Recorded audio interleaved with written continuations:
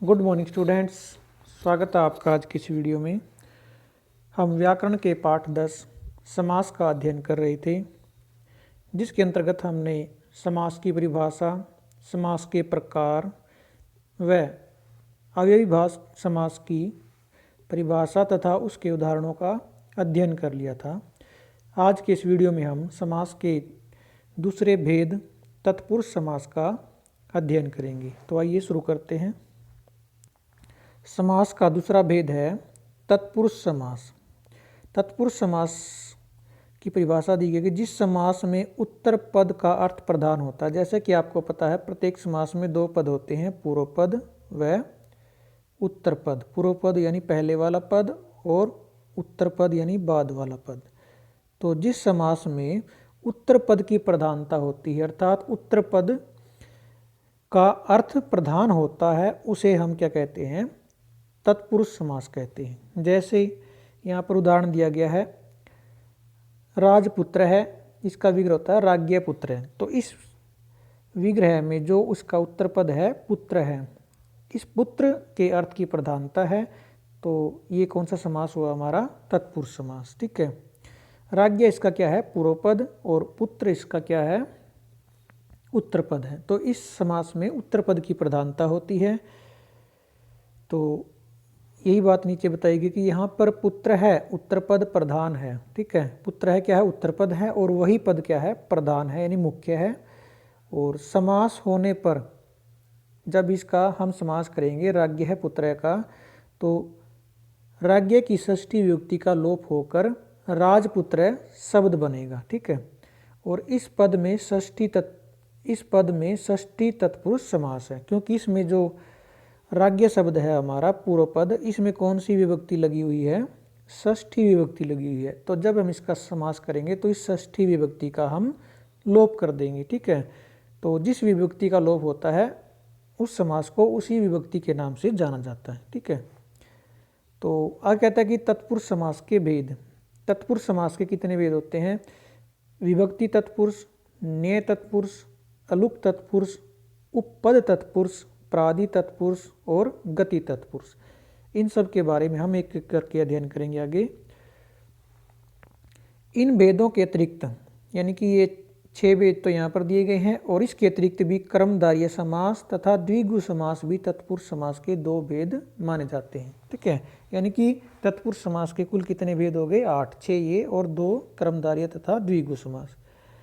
तो इसके बाद सबसे पहले हमारा आता है विभक्ति तत्पुरुष। ठीक है। विभक्ति तत्पुरुष किसे कहते हैं? विभक्ति तत्पुरुष समास को सामान्य तत्पुरुष समास भी कहते हैं। क्या कहते हैं? सामान्य। ठीक है, सिंपल। द्वितीय विभक्ति से सप्तमी विभक्ति तक विभक्ति लोप होने के कारण इस समास के कुल 6 भेद हैं। ठीक है। कहाँ से लेकर? द्वितीय विभक्ति से। कितनी हमारी विभक्ति होती है? 7, 1 से 7 तक विभक्ति होती है। तो पहली विभक्ति में यह समास नहीं होता, प्रथमा में। कहाँ से होता? द्वितीय से सप्तमी तक 6 विभक्तियों में यह समास होता है। तो जब भी यह समास होता है, इसमें विभक्ति का लोप किया जाता है। तो जिस भी विभक्ति का लोप होता है उसी नाम से इस समास का नाम रखा गया है। तो जहाँ पर द्वितीय विभक्ति का लोप होगा उसे हम द्वितीय तत्पुरुष कहेंगे। पूर्व पद की, कौन सी पद की विभक्ति का लोप होता है? पूर्व पद की। ठीक है।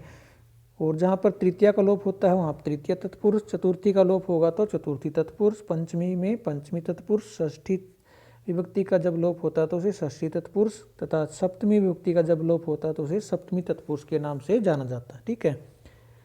तो सबसे पहले यहाँ पर दिया गया द्वितीय तत्पुरुष, यानी कि जिस समास में पूर्व पद की द्वितीय विभक्ति का लोप होकर के समास बनता है उसे हम क्या कहते हैं? द्वितीय तत्पुरुष। जैसे कि यहाँ पर दिया गया क्या है कि इस समास में पूर्व पद द्वितीय विभक्ति में होता है। ठीक है। जो पूर्व वाला पद होता है वो कौन सी विभक्ति में होता है? उसमें कौन सी विभक्ति होती है? द्वितीय।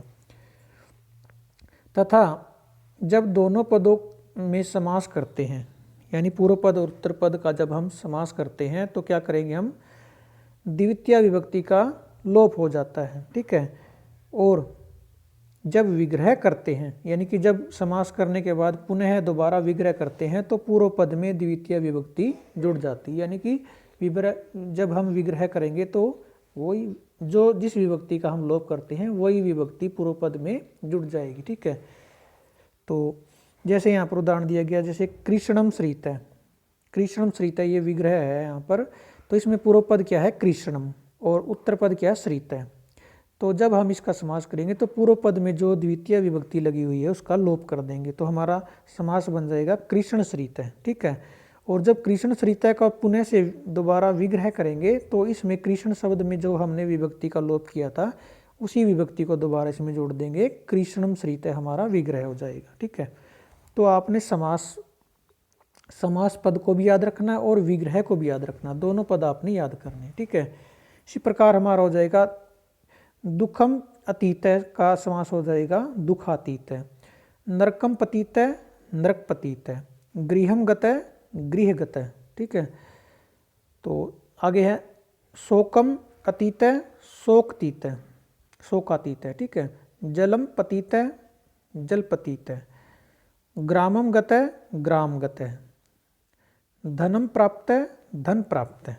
तो सभी में इनमें क्या हुआ है, प्रथम पद की यानी पूर्व पद की द्वितीय विभक्ति का लोप करके समास बनाया गया है।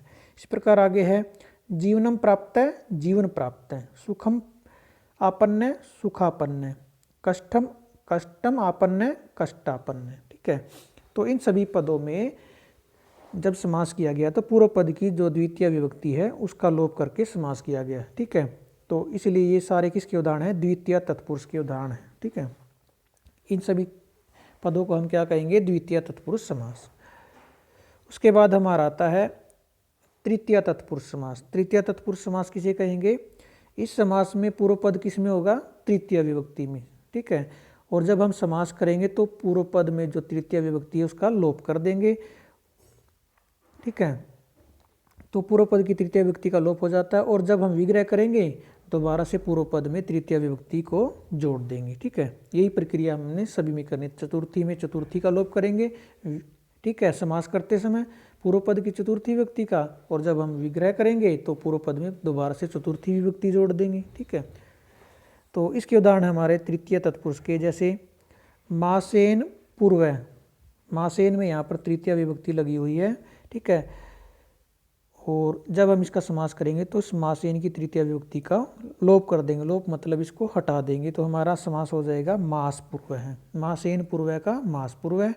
और जब मास पूर्व का विग्रह करेंगे तो मास में जो हमने तृतीय विभक्ति को हटाया था उसको दोबारा से लगा देंगे, क्या हो जाएगा, मासेन पूर्व है। ठीक है, इस प्रकार हमारा है सत्येन समय, सत्य समय, वाचा वाचा कल है वाक कल है, वाचा कल है वाक कल है, मात्रा सदृश है मातृ सदृश है। ठीक है, पादोन उनम, पादोन उनम पादोनम। ठीक है, और आगे है जैसे धनेन हीन है धनहीन है, पित्रा समय पितृ समय, आचरणेन निपुण है आचार निपुण, सॉरी आचारेण निपुण है आचार निपुण है, हरिणा त्रात है हरि त्रात है। त्रात क्या होता है, रक्षित किया हुआ, रक्षा किया हुआ, हरि के द्वारा रक्षा किया हुआ। ठीक है, तो इन सभी पदों में हमने क्या किया, समास करते समय पूर्व पद की तृतीय विभक्ति जो है, पूर्व पद में तृतीय विभक्ति लगी हुई थी उसका लोप कर दिया। ठीक है, और लोप करके हमारा समास हो गया। तो इन सभी समासों को हम क्या कहेंगे, तृतीय तत्पुरुष समास। ठीक है, जब हम इनका दोबारा से विग्रह करेंगे तो जिस विभक्ति का हमने लोप किया था पूर्व पद की तृतीय का, उसको दोबारा से उस पद में पूर्व पद में जोड़ देंगे। ठीक है, तो अगला हमारा चतुर्थी तत्पुरुष। तो यही प्रक्रिया हमारी चतुर्थी तत्पुरुष में होती है। चतुर्थी तत्पुरुष में क्या होता है, पूर्व पद चतुर्थी विभक्ति में होता है, जब उसका हम समास करते हैं तो उस पूर्व पद की चतुर्थी विभक्ति का लोप कर देते हैं, और जब हम दोबारा से विग्रह करेंगे तो उसमें पूर्व पद में वो चतुर्थी विभक्ति को जोड़ देंगे। जैसे यहाँ पर उदाहरण दिए गए हैं, द्विजाय अयम, द्विज क्या होता है, ब्राह्मण, ब्राह्मण के लिए अयम ये है। तो द्विजाय में यहाँ पर चतुर्थी विभक्ति लगी हुई है, जब हम इसका समास करेंगे तो द्विज शब्द की चतुर्थी विभक्ति को लोप कर देंगे यानी हटा देंगे, तो क्या हमारा बन जाएगा समास द्विजार्थ है। ठीक है, इस प्रकार जब हम द्विजार्थ का विग्रह करेंगे तो द्विज शब्द में चतुर्थी विभक्ति लगा देंगे, क्या हो जाएगा, द्विजाय अयम। ठीक है, आगे है हमारा गवे सुखम, क्या हो जाएगा, गो सुखम। गवे सुखम का गो सुखम। भूताय बलि, भूत बलि। पाठाय शाला, पाठशाला। गवे हितम, गो हितम। पाकाय शाला, पाकशाला। पाकशाला किसको कहते हैं, रसोई घर को। पाकाय शाला, पकाने के लिए जो स्थान है, और पाठशाला का तो आपको पता है, पढ़ने के लिए स्थान। शाला क्या होता है, स्थान। उसके बाद है हमारा पंचमी तत्पुरुष समास। ठीक है, पंचमी तत्पुरुष में क्या होता है, पूर्व पद पंचमी विभक्ति में होता है। जब उसका समास होता है तो पूर्व पद की पंचमी विभक्ति का लोप हो जाता है, और जब उसका विग्रह करते हैं तो पंचमी विभक्ति को पूर्व पद में दोबारा जोड़ देंगे। ठीक है, जैसे यहाँ पर उदाहरण दिया गया है बंधनात् मुक्त है, तो यहाँ पर बंधन शब्द में कौन सी विभक्ति लगी हुई है, पंचमी। जब हम इसका समास करेंगे तो बंधन शब्द की पंचमी विभक्ति का लोप कर देंगे, तो हमारा समास बन जाएगा बंधन मुक्त है। ठीक है, तो इस प्रकार जब बंधन मुक्त का हम विग्रह करेंगे तो बंधन शब्द में पंचमी विभक्ति लगा देंगे, तो क्या हो जाएगा विग्रह, बंधनात् मुक्त है। ठीक है, तो दोनों शब्द आपने याद रखने, समास समस्त पद वाला पद भी और विग्रह वाले पद भी। ठीक है, उसके बाद है हमारा स्वर्गात पतित है, स्वर्ग पतित है। ठीक है, चोरात भयम, चोर भयम। सुखात अपेत है, सुखापेत है। रोगात मुक्त है, रोग मुक्त है। भयात भीत है, भय भीत है।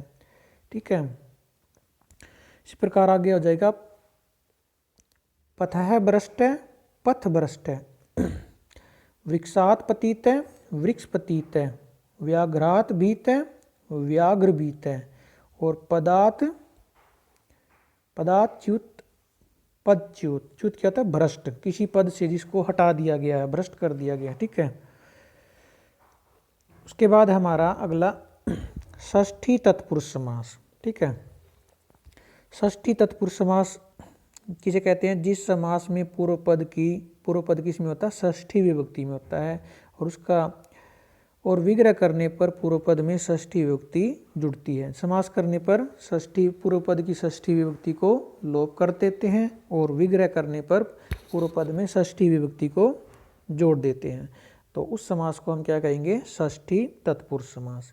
जैसे यहाँ पर उदाहरण है राज्ञ है पुत्र है, जो आपका पहले भी उदाहरण आया है। राज्ञ शब्द में कौन सी विभक्ति लगी हुई है, षष्ठी, यानी कि राजा का पुत्र। तो जब हम इसका समास करेंगे राज्ञ पुत्र का, तो राज्ञ शब्द की हम राजन शब्द की षष्ठी विभक्ति का लोप कर देंगे, तो हमारा शब्द बन जाएगा राजपुत्र। ठीक है, और राजपुत्र का जब हम विग्रह करेंगे तो राजन शब्द में षष्ठी विभक्ति जोड़ देंगे, राज्ञ है पुत्र है। ठीक है, इस प्रकार अन्य उदाहरण हमारे कुलस्य पति, कुलपति। ठीक है, और हिमस्य आल्य, हिमालय। गृहस्य स्वामी, गृहस्वामी। ठीक है, राज्ञ पुरुष, राजपुरुष। सभायापति, सभापति। देवस्य आल्य, देवाल्य। शिवस्य भक्त, शिव भक्त। राष्ट्रस्य पति, राष्ट्रपति। विद्यायाः आल्य, विद्याल्य है। तस्य पुरुष, तत्पुरुष। ठीक है, और जैसा ये समास का ही नाम आपका तत्पुरुष, तो इसका विग्रह क्या बनेगा, तत्पुरुष का तस्य पुरुष है, उसका पुरुष। ठीक है, और आगे है पुरुषाणाम श्रेष्ठ है, यहाँ पर षष्ठी का बहुवचन लगाया गया है, पुरुषाणाम श्रेष्ठ है, तो क्या हो जाएगा, पुरुष श्रेष्ठ है। ठीक है, पुरुषों में जो श्रेष्ठ है। उसके बाद हमारा आता है सप्तमी तत्पुरुष समास। सप्तमी तत्पुरुष में पूर्व पद कौन सी विभक्ति में रहेगा, सप्तमी विभक्ति में। समास करते समय पूर्व पद की सप्तमी विभक्ति का लोप हो जाएगा, और विग्रह करते समय हम दोबारा से पूर्व पद में सप्तमी विभक्ति को जोड़ देंगे। ठीक है, तो जैसे यहाँ पर उदाहरण दिया गया है कार्य कुशल है, तो यहाँ पर कार्य शब्द में सप्तमी विभक्ति लगी है। कार्य क्या हमारा पूर्व पद है, इसमें सप्तमी विभक्ति लगी हुई है, तो जब हम इसका समास करेंगे तो कार्य शब्द की सप्तमी विभक्ति को लोप कर देंगे, यानी हटा देंगे, तो हमारा समास हो जाएगा कार्य कुशल है। ठीक है, और जब हम कार्य कुशल का हमसे विग्रह पूछा जाएगा तो कार्य शब्द में हम सप्तमी विभक्ति जोड़ देंगे, कार्य कुशल, ये इसका विग्रह हो जाएगा। इस प्रकार आगे उदाहरण दिए गए हैं। शास्त्रे दक्ष है, शास्त्र में जो निपुण है, शास्त्र दक्ष है, ठीक है। जले मग्न है, जल में डूबा हुआ, मग्न क्या होता है, डूबा, जल मग्न है। और आगे हमारा मध्य अंतर है, मध्यांतर है, ठीक है। कर्मणि प्रवीण है, क्रम प्रवीण है, प्रवीण क्या होता है, कुशल, काम में जो कुशल है। कार्य पटु, काम में जो कुशल है, पटु का अर्थ भी क्या होता है, कुशल, कार्य पटु। सभायाम पंडित है, सभा पंडित है, सभा में जो पंडित है। आगे है शास्त्रे निपुण है, शास्त्र निपुण है। वाची पटु, वाक पटु, ठीक है। वाची कहते हैं बोलने में जो कुशल है। और आगे हमारा वेदे पंडित है, वेद पंडित है, ठीक है। तो ये सभी उदाहरण हमारे सप्तमी तत्पुरुष के, क्योंकि इन सभी में सप्तमी पूर्व पद की सप्तमी विभक्ति का लोप होकर समास बना है, ठीक है। तो आज के इस वीडियो में हम यहीं तक समास का अध्ययन करेंगे। तो आज हमने जो विभक्ति तत्पुरुष समास का अध्ययन किया है, तो उसकी आपने जितने भी उसके वेद हैं, यानी कि विभक्ति तत्पुरुष के आपने 6 वेदों का अध्ययन किया है, तो 6 वेदों के आपने सभी उदाहरणों को याद करना है, विग्रह भी उनका और समास पद भी, ठीक है। तो आज का हमारा यही गृह कार्य है। बाकी के पाठ को हम नेक्स्ट वीडियो में अध्ययन करेंगे। धन्यवाद।